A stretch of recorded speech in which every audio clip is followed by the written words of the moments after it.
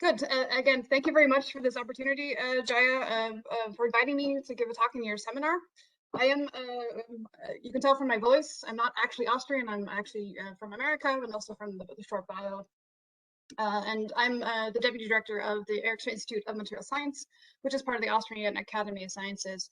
This is also collaborated, or it's cohesive with the Department of Materials Science, which is the chair of materials physics here at the Montan-Universität Leoben, where I do a lot of my work. I am going to talk about today about fracture and adhesion of thin films for flexible applications. This has been my, we'd say that Herzstück, my heart piece for the last probably 10 years. And first I'm going to acknowledge everyone that's helped me along the way in many of our projects that we have. And most of the work I'll be talking about today is actually from my former PhD student, who's now my postdoc, Patrice Kreimel. This is part of his work, and we I just put it all together from that. But we've collaborated a lot with everyone on the page on this slide here. Our funding source, of course, got to mention always that, was the FFG. This is an Austrian funding agency, as well as in some cases the FWF, which is like the Austrian version of the National Science Foundation in the United States. Also, part of this was that we had some company partners. This is from Plancy. They were part of the project as well, kind of the driving force behind us studying molybdenum materials. So for flexible thin film applications, it's not just limited to electrical devices or something like displays and that. We will see flexible thin film systems. You'll see them in your credit cards. Of course, those are bendy and flexible. We'll have it in food packaging. Of course, our new foldable flip phones that we're seeing are bendable phones.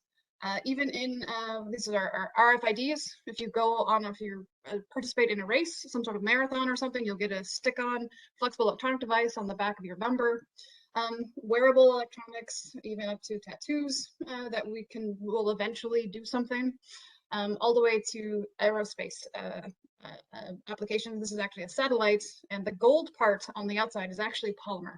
It's an aluminum-coated polymer, and it's polyimide. It actually has a yellow color. So what you're seeing on satellites is not actually gold. It's a yellow polymer, and that's what's protecting the payload of the satellite. Is just layers and layers of polymer-coated metals.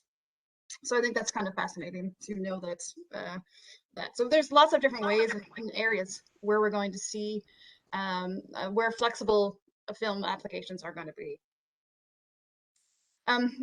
What's really great about flexible electronic applications is that we can get these amazing shapes. We can get curved shapes, rollable, foldable, wearable, as well as very stretchable type applications. And that's where we want to go. We want to be able to take our devices anywhere. But in other cases, we still need to have really good thermal stability as well as environmental stability. So for food packaging, we actually need types of diffusion barrier, diffusion applications.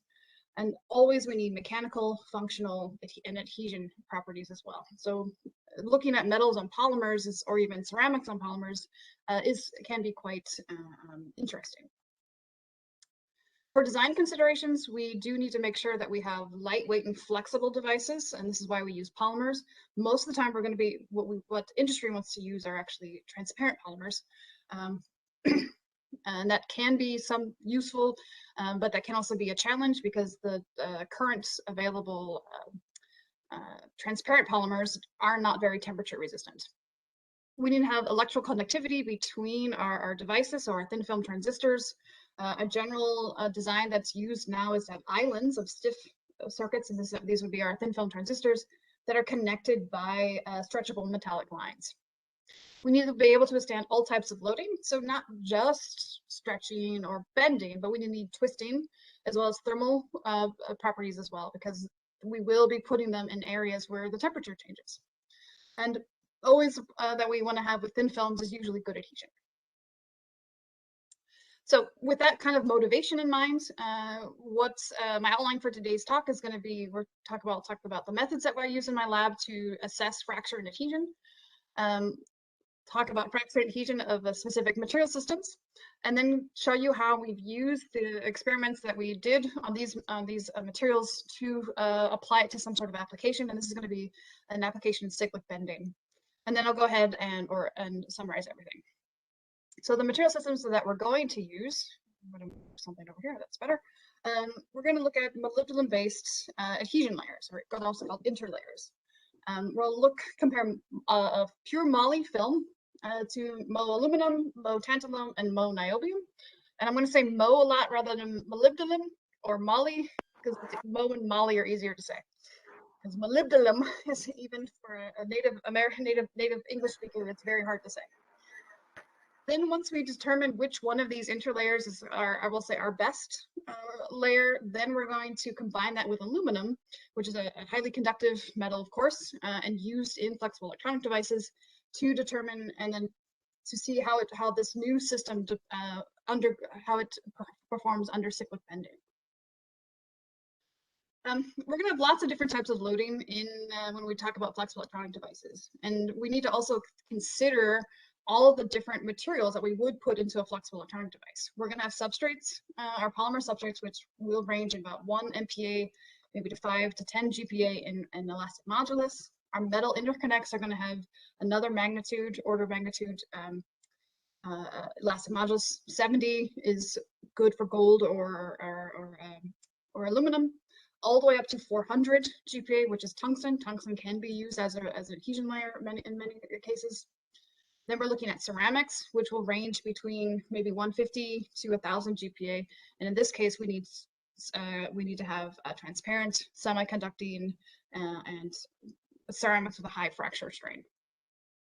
So the challenge is actually to put these different materials together, and also to be so they can withstand any type of deformation. So that's bending, stretching, biaxial stretching, or even radial stretching, even some sort of plastic deformation or electroactive, and as well as thermal, which isn't on this picture, which I got from the internet. So we're going to be more focused on the stretching, uniaxial, and later on in the bending area. The main test that I use to test everything, because it's so simple, is called fragmentation testing. This is the uniaxial tensile straining of a film on some sort of compliant substrate. And what that does is it induces cracking, and then it will eventually can induce buckling of a thin film on top of that. What you need to have is a compliant substrate, so either a polymer or a metal foil, with a film being stiffer than your substrate. All of our tests that we do are either done in situ under an optical microscope, as shown here in this video, with confocal laser scanning microscopy, AFM, with SEM, or with 4-point probe resistance measurements. We also can do this in situ with X-ray diffraction, and that's also one of the main techniques I use, but today I won't be talking about that very much. This method is really good to quickly assess how film thickness, residual stress, and microstructure influence your fracture and adhesion behavior. And the great thing is, with this single test, I can look at fracture, but I can also look at adhesion. Most of the time I'm going to be doing, we've moved from doing SEM and optical in-situ tests to using in-situ AFM, atomic force microscopy, and the CLSM, so confocal laser scanning microscopy. We like these two methods because we can assess brittle and ductile films. We don't need to worry about if we need, we can assess them both, not only looking at these nice pictures that you're seeing here, but also they give us 3D surface information, and that's really important. We get higher resolutions than we would with the optical, and because we have the 3D surface information, we can use the same images for adhesion and fracture measurements. This test is also really easy to combine with electrical measurements, and I'll show you that in the next slide. And from the data that we get, we can distinguish between what we have next, which is just a localized thinning on ductile films, and through thickness cracks. These are also called channel cracks. And so what you're seeing here are channel cracks in this direction, and these triangular blobbly things, those are our buckles, our delamination buckles. There's a nice one right there. I'm going to actually pause this because it's probably distracting to you. Some negative things about the testing that we choose is AFM can be very slow, but CLSM is much faster. But in that case, we're sacrificing resolution, both in the X and Y and the Z direction. And AFM samples, we're looking at very small areas, so maybe 10 microns, or 20 microns by 20 microns, or confocal laser scanning microscopy can do hundreds of microns, maybe up to a millimeter of square of sample. So this means we could be missing very important events when we're only looking at one area on a very large sample. Also, the post-analysis of the images can be hard to determine. So the through thickness cracks from the necking. So this is our damage, our deformation that we see. This is actually very tedious right now. We are working on some ways that we can use coding. So taking our profiles and having a script do that work for us. It's not always possible to do on every single sample. So we've got our tensile straining. And our next thing we want to do is actually add 4 points of probe resistance measurements to that. So all we actually need to do is make sure that we isolate the sample, and we can use our grips on top here. When you can see these little, hopefully little 2 points here, those are our probes. So in our grips, we've incorporated probes. The probe, it's metal. So these probe parts are metal with wires that we connect to a Keithley voltmeter. And our grips here, but below grips, are actually made out of plastic. So this way we can isolate everything and only measure what we're seeing up top. What we use is the constant volume approximation, where we know that as we increase, as we pull something, the length increases, but the cross-sectional area will decrease because we're making something long, we're in the other direction, we're going in smaller. This allows us to kind of relate our resistance back to a strain with a very simple equation right here. What we do is we measure the resistance during loading and unloading. And so we can get a loading curve, and the blue circles here are the unloading curve, which correspond directly to our stress strain curve of the polymer substrate and the film. So this is what that would look like. This dotted dashed line here, this is our theory line of constant volume approximation. And what we basically say is when we get a deviation from this theory line, that's when we have fracture or some sort of deformation going on. Now we're going to have a big difference between when we measure, say, a brittle thin film and a ductile thin film. And that's basically looking at moly would be brittle, aluminum is ductile. And that's because the mechanical behavior is completely different, as well as their electrical behavior. So when we look at more brittle films, we have elastic behavior, where cracks will form very easily at very low strains.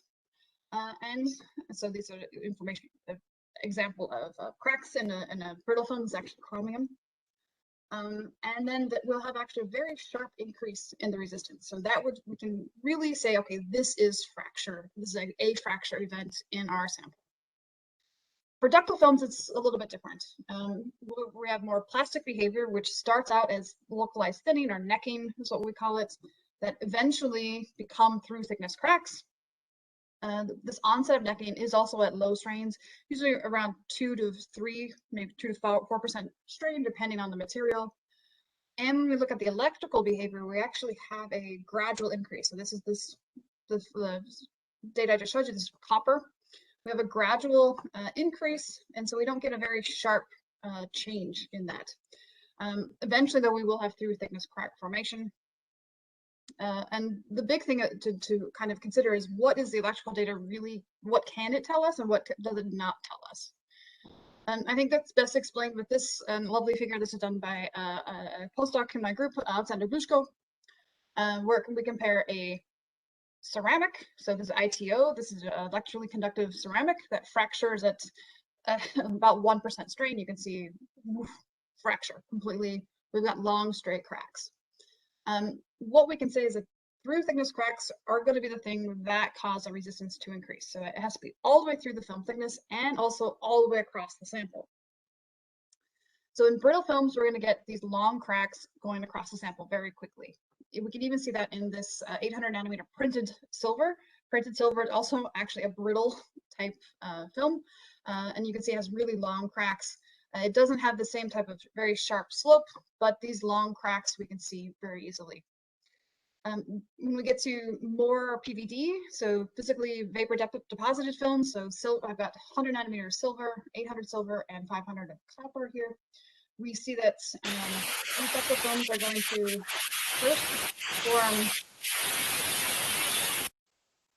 first form necking, and these necks will then eventually turn into shorter through thickness cracks. So we have through thickness cracks. Sometimes we won't have any cracks at all. And we'll have this purple line shown here. It actually follows the constant volume approximation all the way up to 20%.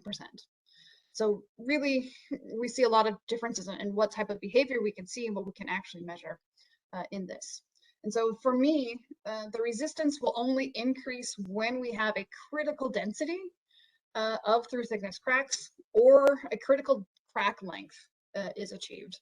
And so that's why for like this 100 nanometer PVD film, we have long cracks in there. We see that it does probably fail a little around 5% strain, but it has longer cracks and there's a critical crack density in there with that. Another way we measure failure is if we have other defects in the film. And this, and usually what we're going to see this as if there's a scratch in the substrate and then we deposit our film on top of that, that area becomes a stress concentration point, and usually you'll have failure that occur there really quickly. And hopefully you can see this very easily. This is a scratch-induced. So a scratch on our substrates that we had the film completely delaminate from this area. Thus, when we measure our resistance from point A to point B, we're going to get an overload because across that whole sample we can't get any current across. So we need to think about what we're actually seeing what the data can tell us, and not just assume that it's telling us, oh, that's fracture, because it's not always fracture. Okay, so those are our methods. So let's talk about fracture. Again, we're going to look at 4 different alloyed films, but we're actually going to change the compositions, change to see what's going to be the best composition to use for these different alloy films. And then we're going to go ahead and do straining and all of that. We wanted to look at this particular system because it is actually being used in thin film OLEDs. It's part of the stack with the source and the drain and the gate here. So it's actually a triple layer of Mo aluminum Mo in these flexible displays. However, it's harder to look at 3 layers, so we're going to look at 2. So that's why we always try to look at a bilayer. And of course, right now we're going to focus only on that first adhesion layer. We use a lab scale magnetron sputtering device to make all of our samples. And in this case, we used 2 targets for the alloys. Either moly is always constant, and then tantalum, niobium, or aluminum in there. And we would co-sputter at the same time, changing the powers that we use on each of the targets to change the composition. Initially, we actually looked at 6 different alloys and to see which ones we should continue looking at. To kind of just did a quick, what can we make, what can't we make, on some of the things, and then we rated them on if we could get a good fracture strain and if we could get good electrical conductivity. What we found was that things like Mo indium, Mo tin, and Mo manganese were magnesium, were tough.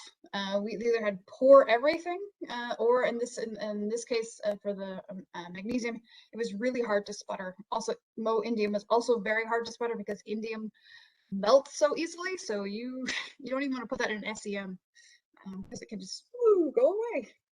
So we're going to concentrate on these 3 here because at least with the Mo tantalum, it had really good failure straight and good electroconductivity.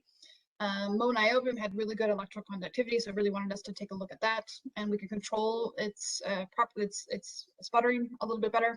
And the Mo aluminum has really good fracture strain, but poor electroconductivity. So you're looking at these 3 alloys allowed us to kind of just uncover why that would be.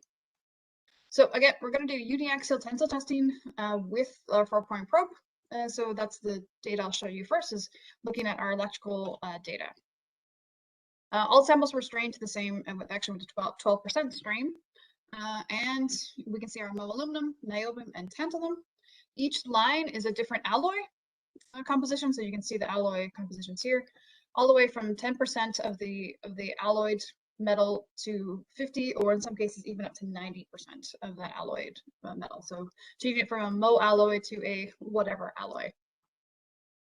For the Mo aluminum, we've got some nice data here, and just to point out, the black solid line in every one of these is the Mo.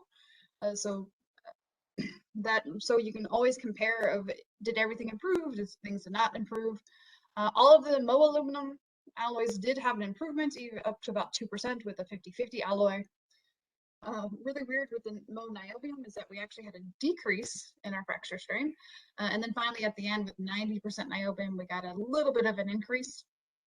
But with the Mo tantalum, we could get all the way up to about 3% fracture strain with a 90% tantalum in there. Of course, tantalum does get a little bit more ductile, but that shows that we can actually really tailor the fracture strain pretty well. And that adding an alloy does improve at least your crack onset strain. Just so we didn't just say this is the value, we use a 10% deviation from this theory line, so that way we could really say bloop, bloop, bloop, and not have any subjective values. So we've got some good data here, some good ways to go. When we look at the postmortem is always nice, micrographs in the SEM. Here we can compare everything to our Mo film. You can see there we have long straight cracks and even buckling. So that's what these little guys here, these are all buckles. So at 12% strain, we have severe cracking expected, but also we have a good amount of buckling. So it's easy to do adhesion and measurements with this. Our Mo alloys, the top layer is always going to be a 90-10 alloy, since we were able to get 90-10 on all of the alloys, and then also a 50-50 is on the bottom row. The numbers that you see in each of the images, these are the crack spacing. So we've counted how far apart each of the cracks are, and this is a good indication on how much we can carry across an interface, how big our area is that we can carry stress in the film. And what's interesting is that they all hover around about 3 to 4 microns. We don't really see a huge difference with any of these, and I have a table in the next slide showing you that it really doesn't change much from about 3 to 4 microns. All of these are, however, significantly larger, or at least larger than what we see here in the Mo film. So by alloy, we are increasing the area that we can strain to. One thing to notice is that we do have buckling in the Mo tantalum, which could qualitatively say that this film has bad adhesion. That's not actually necessarily the case. All the buckling tells us is that at some point we reached a critical buckling stress in the film, and not necessarily that that critical buckling stress might be higher in the Mo tantalum compared to that in the Mo aluminum or even the Mo. So that doesn't say anything. We need to do in-situ X-ray analysis to know that. So for the crack spacings, again, I just mentioned that we do see slightly higher crack spacings for the Mo aluminum as we increase in our alloying content, but really they hover all around 3 to 4 microns. We were able to make the most from the Mo tantalum, and that one gets up to about 4.5 at the very high range there. So when we kind of compare our testing results from just the fracture, we want to look at the electrical and the cracking all at once. And so first, we look at when we measure our resistivity of these films as a function of the alloying content, we see that the Mo aluminum really increases really rapidly, really quickly. So we're increasing it way too much compared to what we would have for Mo, which is around here. Is at 0%. This is what we measure for a Mo film only. The niobium and the tantalum alloys look really good. We don't increase it too much. So that means these 2 alloys would still be something we want to look into. When we look at the crack onset strain, we see, of course, that the niobium, not so good. It actually goes worse than what we get for moly, and doesn't really improve too much, even with 90% niobium. But the aluminum and the Mo tantalum actually do have a nice linear increase as we add more and more of the alloy. And with the alloying content, we do increase that average crack spacing, and generally does that for all of the films. Now we like to take this data, and then we put it into a whole nother figure, where we now look at the resistivity as a function of our crack onset strain. And here, this is the graph that we kind of use to say, okay, which direction should we really be going when we're looking at creating new interlayers for these flexible electronic devices. What we see is that at the start here, this is Mo. And what we actually want to do is we want to stay low in the resistivity, but also go high in the crack onset strain. So we really want to move here. We want to stay low and go to the right in this graph. And that's what we are actually doing with the Mo tantalum. The Mo tantalum does that really, really well. So we increase our crack onset strain without increasing our resistivity. And that's why Mo basically kind of kicks itself out from this, and Mo tantalum looks to be the front runner so far. So we see that alloying will cause higher electrical resistance and more fracture. Similar metals, so with BCC crystal structure, so the Mo with niobium tantalum, these actually have lower resistivities compared to aluminum, which has an FCC crystal structure. So we need to also keep that in mind for future developments here. The Mo tantalum and the Mo aluminum had the best crack onset strains, and we always had kind of the same crack saturation spacings for all the alloys. Good. So we're looking at in this area here. Good. So now we're going to look at adhesion. So for all of these layers again, for me, I like to describe adhesion as the sticking together of two dissimilar materials, and we want to measure that. We'll measure that as a work of adhesion. So that's going to be our thermodynamic work of adhesion, which is based on our surface energies. And that also takes into account any energy dissipated by our film and any energy dissipated by our substrate. And so we refer to that as a practical work of adhesion. So that's our whole equation. We have lots of different ways that we can improve adhesion. So and how we want to explain why something is better than something else is through mechanical interlocking. This means we have a rougher surface, and that's by increasing the surface area, we will then increase our area for bonding. We have good chemical bonds, which form between the film and the substrates, our electrostatic charge transfer that occurs. In these metal polymer systems that we're talking about today, we're mostly going to see mechanical interlocking, and that's from doing any type of plasma cleaning to roughen the surfaces, or from the bombarding of the sputtering, as well as chemical bonding. And we've shown in the past that we do actually can create strong bonds between metals and polymer bonds in there. There are lots of different ways to measure our adhesion energy. Most of these are the ones I've put on the list here are for films on rigid substrates. So qualitative testing, so this tape testing, pull-up test, this tells us a pass-fail. So is this better than this?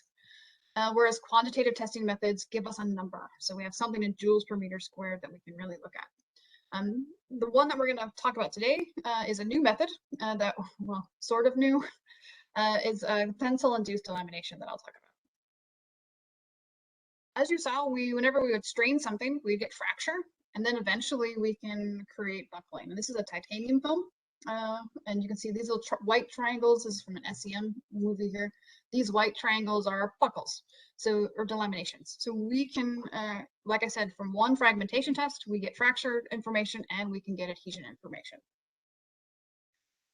You may be asking me, why are these buckles forming?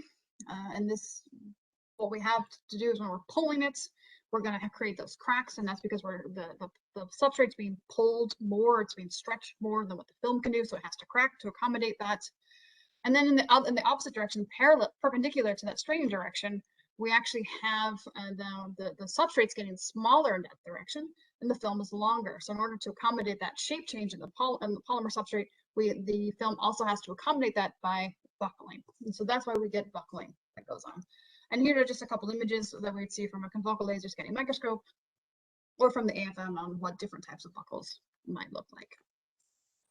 To use these buckles to do something, which is to calculate the adhesion, we've got a model that we developed several years ago.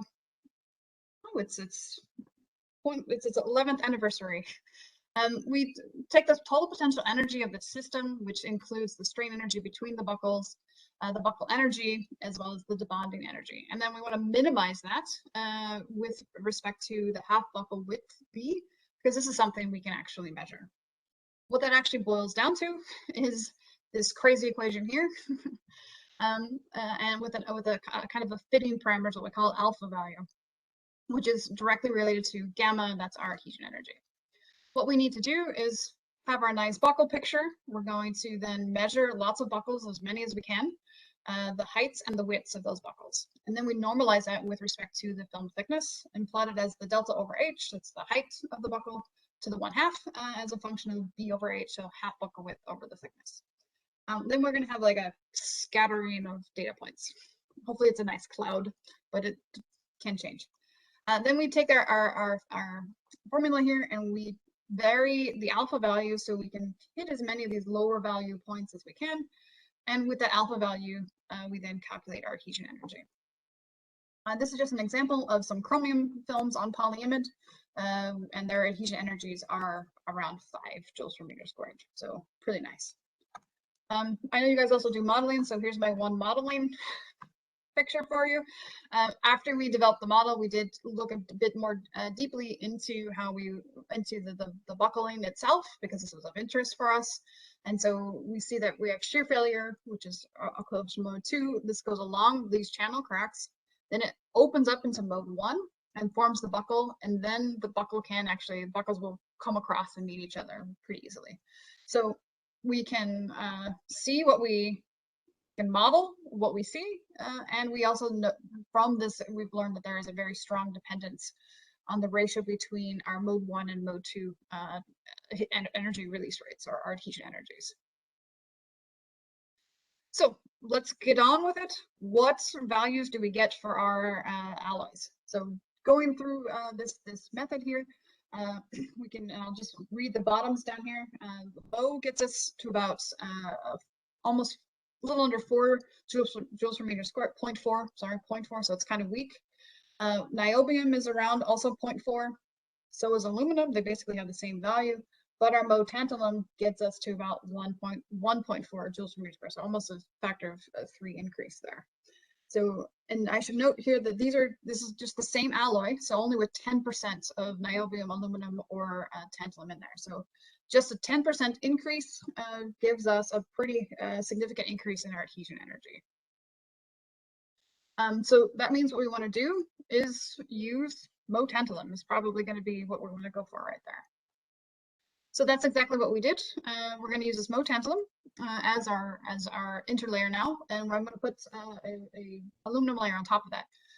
We're going to examine 3 different thickness ratios. That's how we like to refer to that, because the mechanical behavior and the electrical behavior will both be influenced by what the top layer is, or how thick that aluminum layer is. And so we're going to use thickness ratios of 1, 3, and 5, with the mode tantalum layer always being, I think it's 30 nanometers.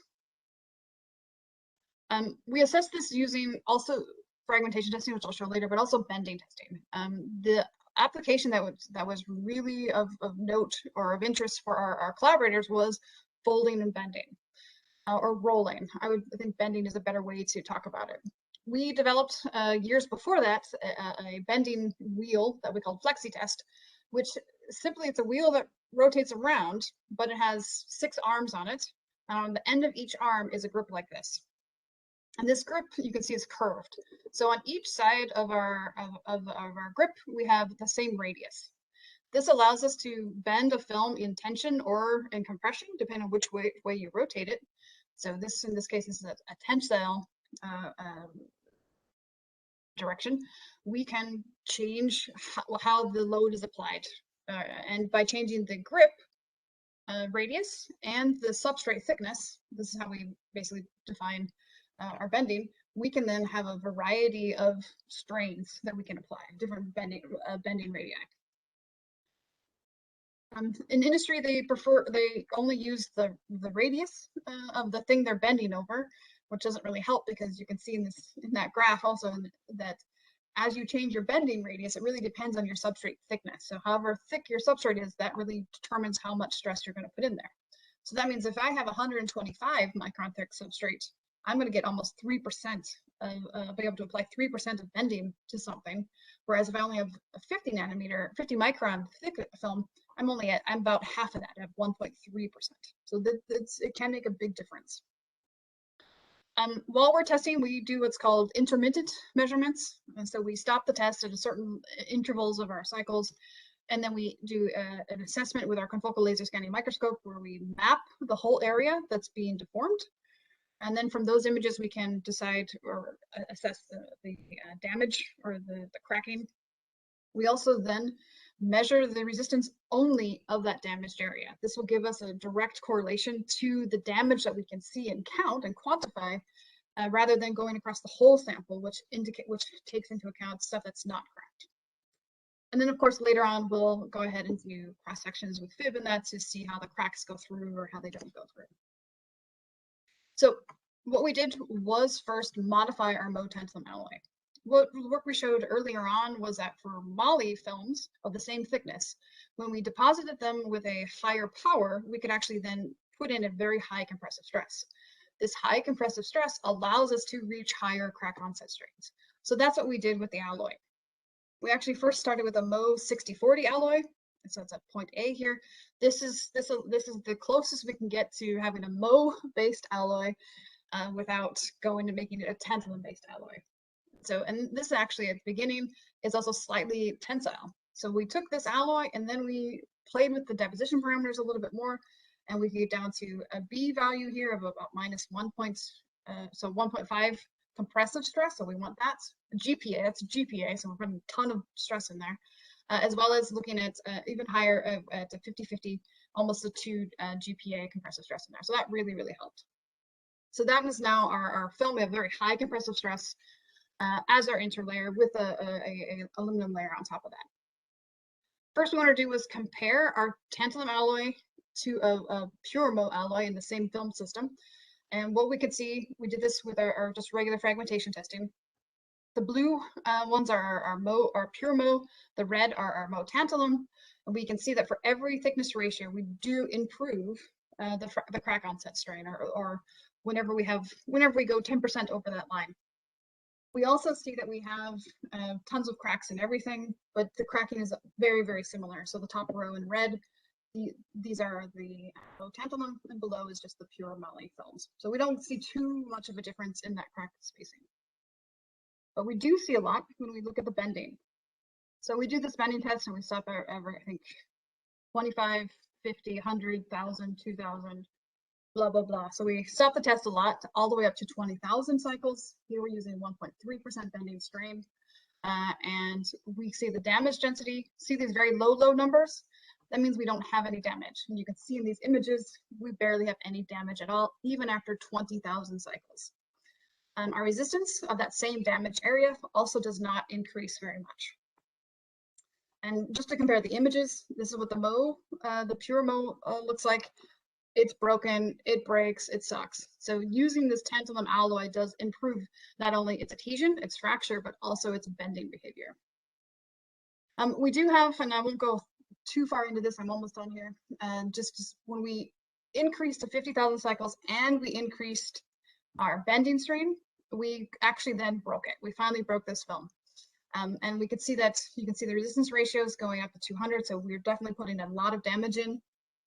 And our damage density, as you saw, went from almost 0 to about almost 0.2 in every case. So we can hinder that. We can really reduce the amount of damage we put in.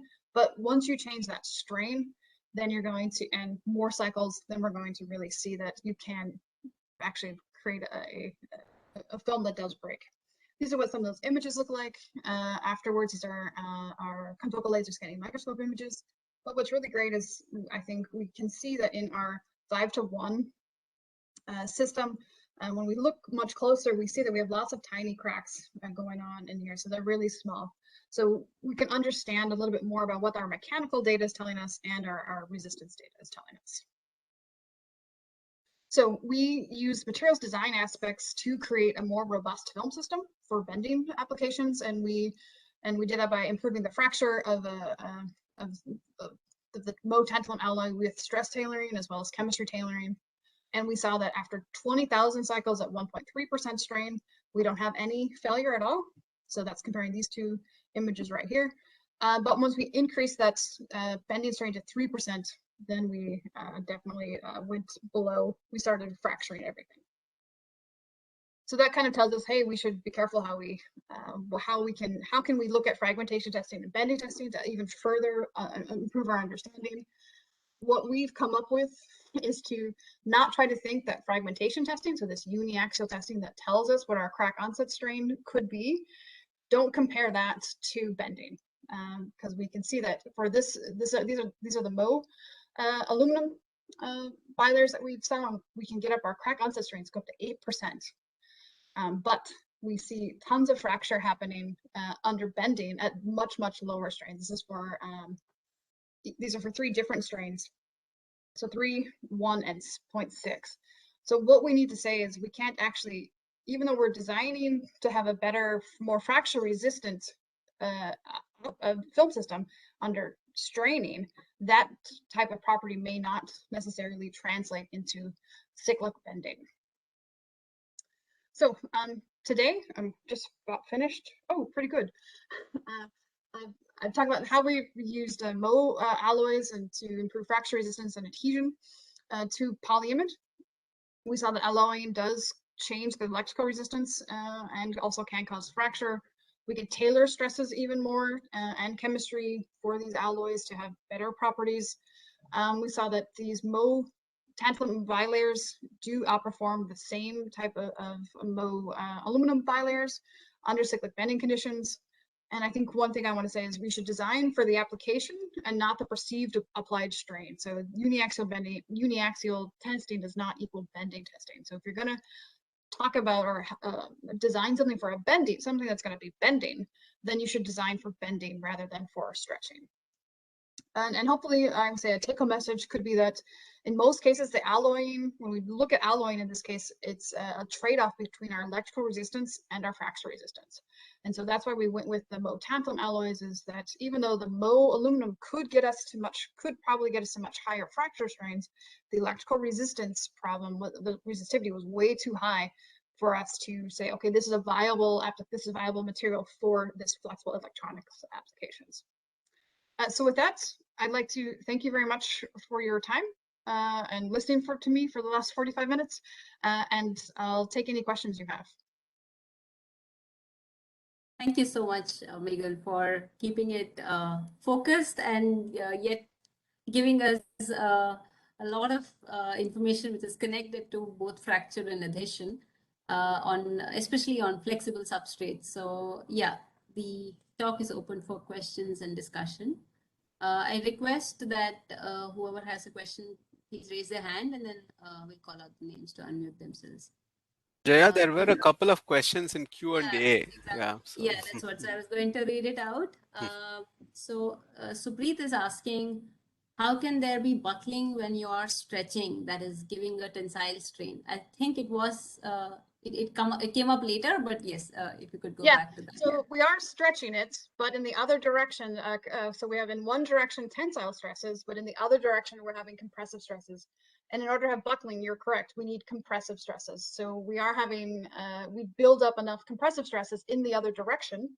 And we do, a lot of times we measure that as well when we do in-situ X-ray diffraction. And those buckling stresses can also get up to about 2 GPa to 4 GPa. I've measured all the way up to 4 GPa or almost 5 GPa compressive for those stresses. So it's because of in the other direction we have compression building up. That's a large stress. It's buckling, right? So should I continue to share or should I close that? Yes, you could, in case there are questions, if you want to go back to your slides. Okay, I'll leave it open then. Yeah, that'd be great. Thanks. Yeah, I just had a follow-up because you mentioned it. So the compressive residual stresses by themselves, are they going to cause buckling before we even test it, or? Right, not necessarily. We haven't. What we'll see instead is the whole sample curling, and I was looking at my desk to see. Oh, I do. I have an example. I have to use my hands. But we'll see more of a curling of the whole sample when there's too much stress in it. Right. And then when we flatten out, yeah, we'll have some cracks induced during that. Right. Actually, we've seen this, I think.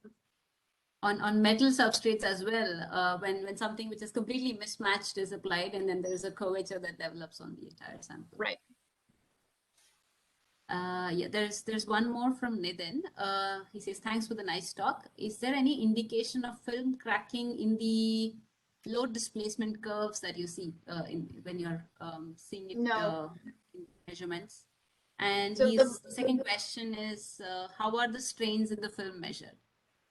So so when we just do a regular tensile test and we're measuring the load and displacement, we're mostly measuring the behavior of the substrate. And lots of times the substrate is 90% of the whole system. So what we're measuring is only the substrate. When we combine it though with X-ray diffraction, then we can actually see when something fractures, because what we'll get is a stress decrease when that happens. The strains we're measuring right now is just from the changes in the grips, but you can also apply a digital image correlation type areas or do actual stress measurements on the film with your images if you have the right type of pattern, if you want to. We're a bit lazy, and so we just use the grips. So we'll call it a global strain or the engineering strain. Yes. Yeah, And when we do talk about the film strain, we usually only measure that when we're doing X-ray diffraction. Because what we actually measure instead of a stress in the film, it's actually a lattice strain. So we're measuring the shift in the peak, which corresponds to the stretching of the elastic bond of the bonding of the bonds, and so that's what we're actually measuring. Maybe I will ask some people to ask their questions and then go back to the chat window here. So Tanushri has raised her hand. So would you like to ask your question? First of all, thank you so much. It was a very interesting talk. I may have missed it. I was just wondering, the focus was on moly-based or moly aluminum systems. Is there a reason why you were focusing on moly? Is that the best or the most compatible material with the polymers that you were interested in? Thank you for the compliment about my talk. Thanks. We chose moly, and this is going to be the age-old answer. That's what our partner wanted to do. So we work with Plancy, and they manufacture lots of different sputtering targets, and one of the most sold one is their moly targets. And so they wanted us to look at ways to actually make moly flexible. Okay. And so that's what we did, and that's why we chose moly. All right. And the other question I had was about, yeah, sorry, you were saying something. No, go ahead. So the other question I had was about the measurement method that you use, which is typically 65 MBO. Have you looked at optical profilometry as a possible option to do these studies, or is it that it doesn't quite work? You could do optical profilometry. It's kind of similar to confocal laser scanning microscopy, I think. So I haven't had much experience with it. You could. You could. I don't have any experience. I like my I like my confocal laser scanning microscope. It's like my little baby. So we do a lot, and we really like having the 3D information as well. And I think that's it's an advantage having the confocal laser scanning microscope over just an optical method, because we have this 3D information for when we want to do buckling and that. And also, I didn't show it. A lot of times when we pull things and fracture them, the fragments are actually curved. And that's because the substrate is so much less stiff than the film. And so that causes different things to happen. I didn't go into that because it took away from the story. All right. Thank you. Thanks a lot. You're welcome. Mahesh, can you go with yours next? Yeah, hi. A very nice talk. Thank you. So I have this question regarding your last two conclusion points, where you show that the first type, aluminum molybdenum Ta bilayers, outperform the aluminum molybdenum bilayers under cyclic bending conditions. And then you say that uniaxial is not the same as bending. But my understanding was that for the bending experiments, it was a cyclic experiment, right? So you went through many cycles and then found maybe the critical strain at which it failed. In case of the uniaxial, it was just one experiment where you just pulled it once and then looked at the critical strain.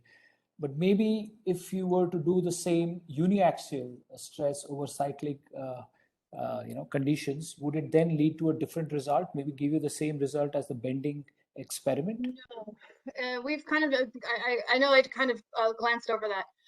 More the fact is that you're putting a complete, so you're correct that uniaxial is one test, a monotonic test is not the same as a cyclic test, completely right. And that we are putting in, if you accumulate all of our cycles, it's a lot more than what we'd see in one monotonic test, even to 20% or whatever. The bigger difference is how they change in fracture. When we look at the crack density in the bending, it also does not equal the crack density in the uniaxial. So there's some sort of connection that we're missing in between. What does the uniaxial tell us that we can take as a design element into bending? And so we're still kind of working on that. So the type of loading really changes also what we're measuring or how it's breaking. And so we need to kind of rectify that before we can, I think, go into other things. And also same with when we do cyclic tensile testing, that also is completely different. We get it is, even though we are doing the same motion, the end result is different. And so I have one student actually working on just comparing uniaxial, cyclic, and monotonic testing.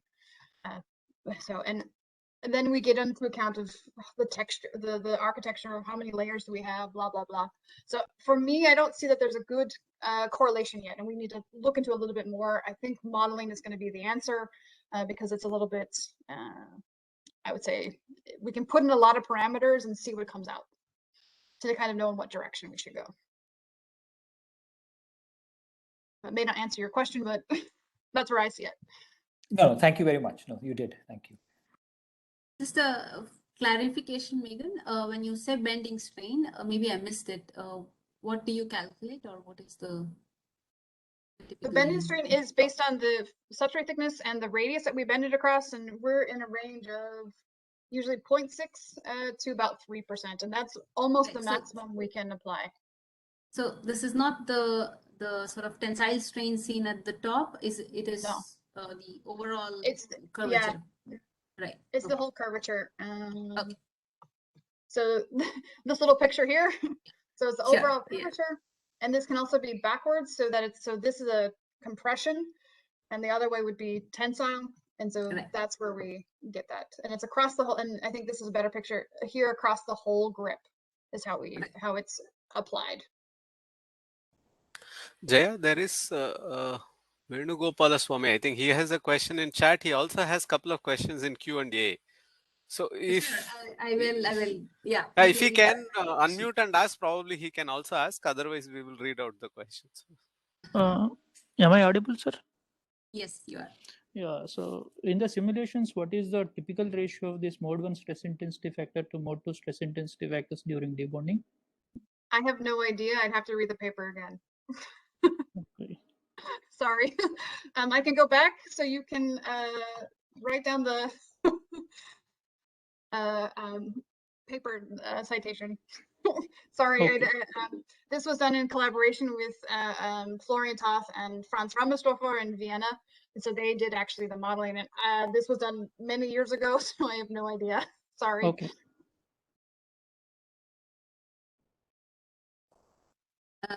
Did you have anything else, Venugopal? No, ma'am, it's over. Thank you. Okay, Ashwini, can you go with yours next?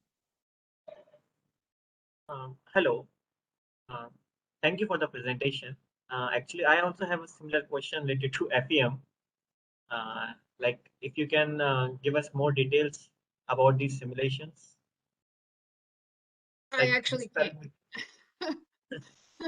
So I actually can't. So what we did, I can say that what we did, in order to get the buckle to move, we had our own defect to make it start there, and we used, I believe, 2 different defects in the paper to get that to work. What was interesting for my collaborators was that the buckles how the buckle formed, it would normally start just on one, it could start on one end as this rounded triangular shape, and then it could swim across to the other side. And so that's what they were really interested in, was how a buckle formed and how it connected. And that's what they wanted to focus on. It uses X-ray data for the chromium. so that we knew what the exact chromium stresses were in the film, and I think we just use a stress strain curve for the polyimide, and not even a very good one. So now we can actually do a lot better. Okay. So that's about all I can give you, but the paper is really nice. Florian did a really nice job. I really recommend reading it. Sure, we'll read it. Thank you. Thank you so You're much. welcome. I'm really sorry I can't give more. The one thing I can't talk about because I have no idea. That shows you how we collaborate as scientists. Yeah. Thank you. Thank you so much. Guru, do you want to go next? Yeah, I had a question about the final conclusion. That there is a competition between the electrical resistivity and the fracture resistance. See, in the case of dislocations, for example, we know that, okay, maybe they stop or scatter electrons, so resistivity will increase. But what is the physical reason why there is a trade-off between electrical resistance and fracture resistance? I think it has something to do with some structures in there as well. How if in some cases of these alloys, at least the Mo aluminum, we actually formed amorphous films, and so it could and you can. What's great with thin film deposition is you can create non-equilibrium alloys, and so I think some of that is due to the structures that we're forming. Okay. Much more detail I can't give you. We haven't done too much TEM on this, and to do the X-ray analysis with of the stresses, it's not so easy to get to do the double peak analysis. But it's on our list of things we want to try to do in the next year or so. Okay, thanks. All right. If there are no more questions from the rest of the audience, I have a few. So there was one slide where you showed different films and deposited differently, and all of them had these different slopes, right? So there was one example where there was an 800 nanometer versus 100 nanometer silver, which was both PVD. And it looked like the 800 nanometer film did better than the 100 nanometer. Right. So what would the reason for that be? There's two reasons. One is the microstructure. The 800 nanometer film was they're both silver. So when we deposit metal films on polymers right now, what we're seeing is that there's kind of a small grained seed layer that could be between 50 to 100 nanometers, and then from that seed layer, the bigger grains grow. And so when you have a thicker film, you actually have larger grains, which allow more slip and allow you to deform a lot more differently.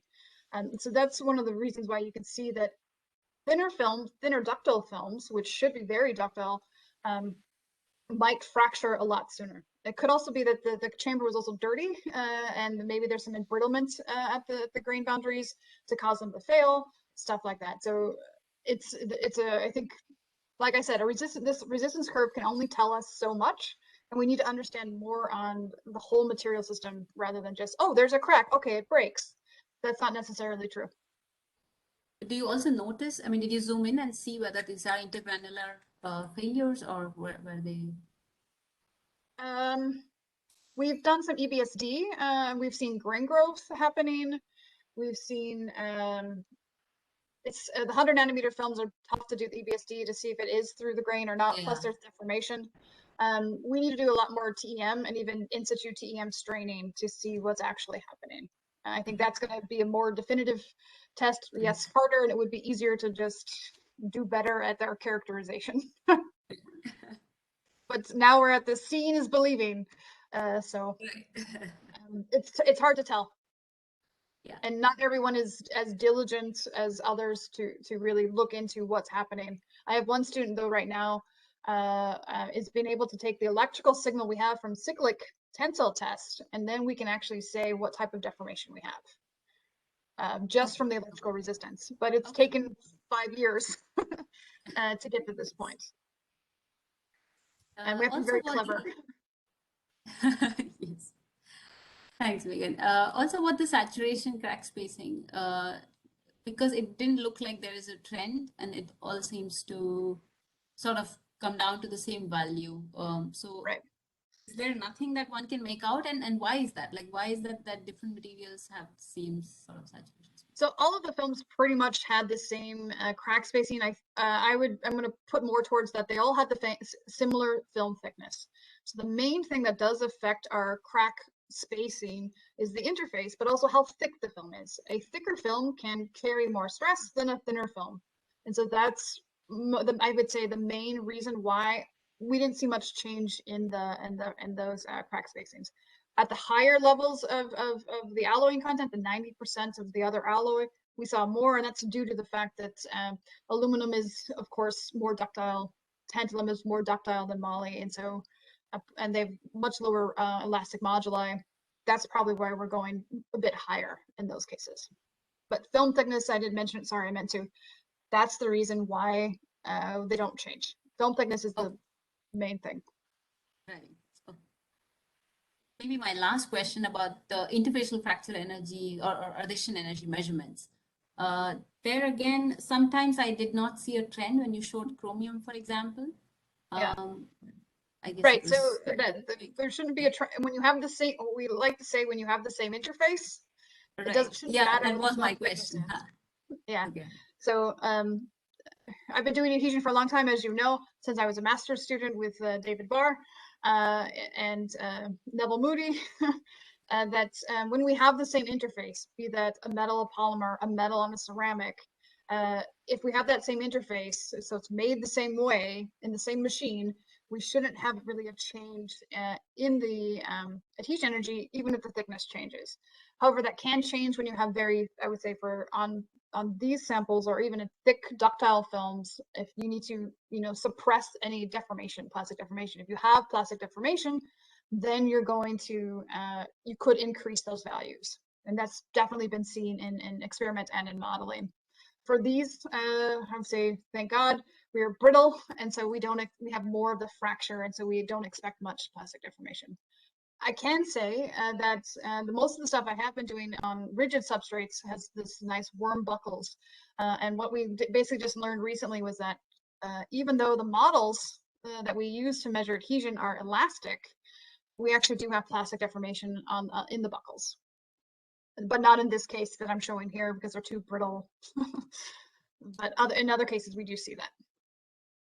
So it probably is the surface or the interface itself which controls and not really how thick, but the modulus of the film itself might play a role, right? Like the porosity or the modulus might play. Yeah, so I hope it's not porous, but the elastic modulus is one of the factors that we definitely, one of the inputs for the equation.